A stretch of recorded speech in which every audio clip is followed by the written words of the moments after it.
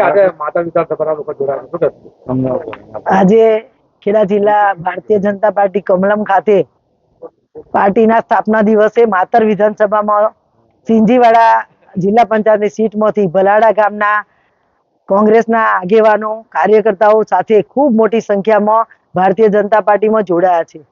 આજે ખૂબ પાર્ટી માટે આનંદનો દિવસ છે.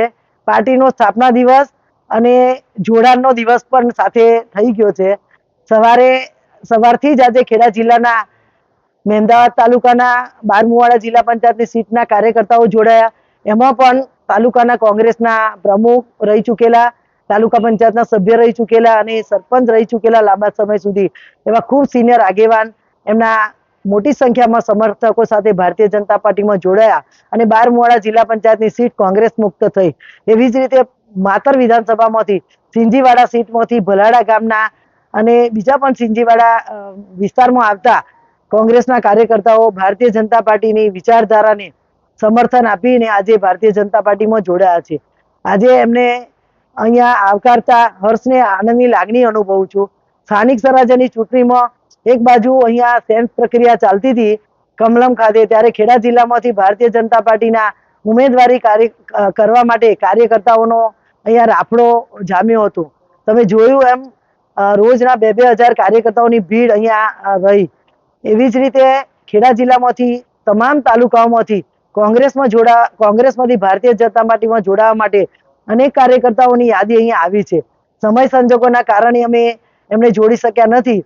આજથી જ આ કાર્યકર્તાઓ અહીંયા જોડાવા માટે કમલમ ખાતે આવ્યા છે, ત્યારે ભારતીય જનતા પાર્ટીનું એમાં સ્વાગત કરું છું.